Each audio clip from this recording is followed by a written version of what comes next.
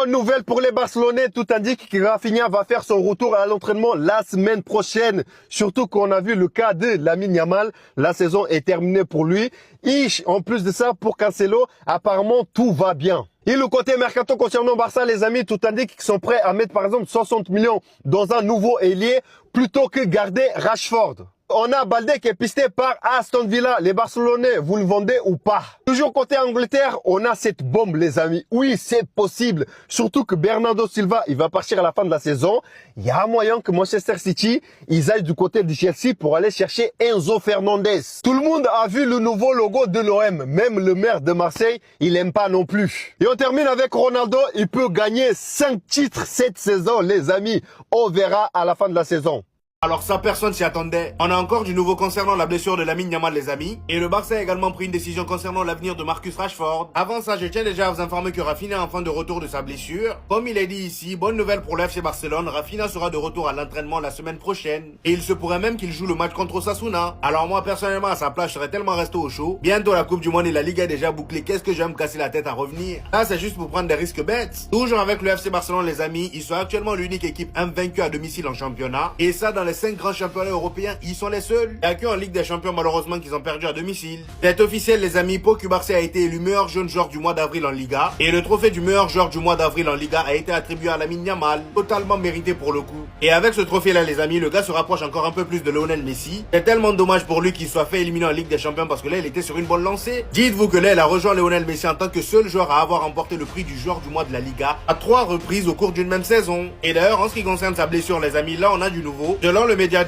Rus, Lamine Yamal avait peur de manquer la Coupe du Monde. Un proche de l'Espagnol a annoncé que la star espagnole s'attendait à une blessure grave et avait peur de manquer le mondial. Une peur qui a été oubliée lorsque le FC Barcelone a rassuré son joueur en lui indiquant qu'il serait remis pour la Coupe du Monde. Donc voilà, plus de peur que de mal. On termine avec Marcus Rashford, les amis. Mauvaise nouvelle pour lui. Selon le média Sport, le FC Barcelone a pris sa décision. Marcus Rashford ne restera pas au FC Barcelone au-delà de cette saison. Le Barça n'activera donc pas sa clause libératoire de 30 millions d'euros. C'est beaucoup trop pour lui. Attendez. Lamine Yamal va tranquillement aller chercher son titre de meilleur joueur de la Liga 2025-2026 et il n'y a personne qui va rien dire. Officiel, Lamine Yamal élu MVP du mois d'avril en Liga. Si je dis pas de bêtises, c'est déjà son 3e de la saison, sachant qu'au mois de novembre et au mois de décembre, si je dis pas de bêtises encore une fois, il en avait enchaîné 2 d'affilée. Actuellement, il est 3e meilleur buteur de la Liga et il est meilleur passeur à l'instant T. Et quand on regarde les statistiques, toutes compétitions confondues, c'est 45 matchs, 25 buts, 20 passes D, 244 dribbles réussis, 45 occasions créées. Et dire qu'il était sous Pubalgi. Au début de la saison, il était sous Pubalgi, les gars, il a raté je ne sais pas combien de matchs. C'est du grand n'importe quoi. Actuellement, en Liga, il reste encore 6 matchs. Certes, Lamine Yamal, malheureusement, ne pourra pas les jouer étant donné qu'il est blessé. Mais selon moi, et c'est que mon avis, il serait élu meilleur joueur de l'année en Liga. Parce que la saison, les gars, qui nous a pondu, c'est du grand n'importe quoi. Et pour finir, concernant le titre de meilleur joueur de Liga U23 pour le mois d'avril, Pau Cubarsí a été élu meilleur joueur. Et ça aussi, les gars, c'est totalement mérité. Bref, en tout cas, n'hésitez pas à me donner vos avis dans les commentaires, histoire de savoir ce que vous en pensez. N'hésitez pas également à me dire si selon vous, Lamine Yamal serait élu meilleur joueur de la Liga à la fin de saison ou pas. Et moi, je lirai tout ça. Bon les gars, ça on savait que ça allait arriver quand il allait quitter Manchester City. Bernardo Silva veut signer au FC Barcelone. Donc il est libre de tout contrat, il peut signer où il veut. Il n'a pas l'intention de finir sa carrière maintenant. Pour lui, il a encore des choses à accomplir. Il a toujours été un petit peu fan du Barça. De toute façon, c'est un joueur qui rentre dans les cases du Barça au niveau du jeu. Mais est-ce que ce serait une bonne idée ou pas ? Est-ce que vraiment, ce serait pas un transfert qui sert à rien? Sachant qu'on a déjà Fermin, Olmo, on a déjà des joueurs comme... Moi, Bernardo Silva, en termes de jeu, c'est toujours un joueur que j'ai kiffé, c'est toujours un joueur que j'ai voulu au FC Barcelone. Mais maintenant, moi, je trouve que c'est un peu une mauvaise idée parce que des profils comme ça, on en a déjà au FC Barcelone.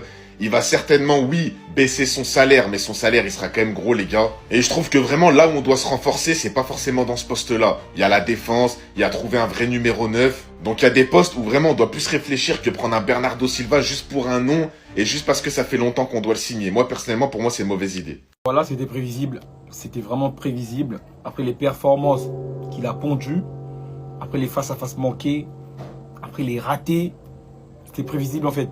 Marcus Rashford ne restera pas au Barça au-delà de la saison. Enfin, au-delà de cette saison. C'est-à-dire que Marcus Rashford va quitter le Barça. Genre, va retourner à Manchester United. Le Barça ne va pas activer sa clause libératoire qui est de 30 millions. Selon Sport, bien entendu. Voilà. Bah vas-y, les gars, c'est... Que dire? Que dire? Marcus Rashford, est-ce que son bilan au Barça, son passage au Barça, il est positif ou il est négatif. C'est ça qu'il faut savoir, les gars. C'est vraiment ça qu'il faut savoir. Ben vas-y. Après les ratés, les gars, les face-à-face qui... Oh là là. C'est normal, hein. C'est normal que le Barça n'active pas sa clause libératoire. C'est normal que le Barça ne le garde pas. Normal, en tout cas, moi je pense que c'est normal. Pourtant, avant son arrivée au Barça, on était tous là à dire Marcus Rashford sous flic, ça sera une dinguerie, etc. Nous ressentons cette fumée. Marcus Rashford sous flic, ça sera trop fort. Mais les gars, on en est où là? On s'est trompé encore une fois de plus. On s'est trompé comme on s'est trompé sur le cas d'Ousmane Dembélé. Comme on s'est trompé sur Philippe Coutinho, sur Griezmann et tant d'autres joueurs qui sont passés par le Barça et qui ont flop. Voilà Marcus Rashford qui se rajoute dans la liste.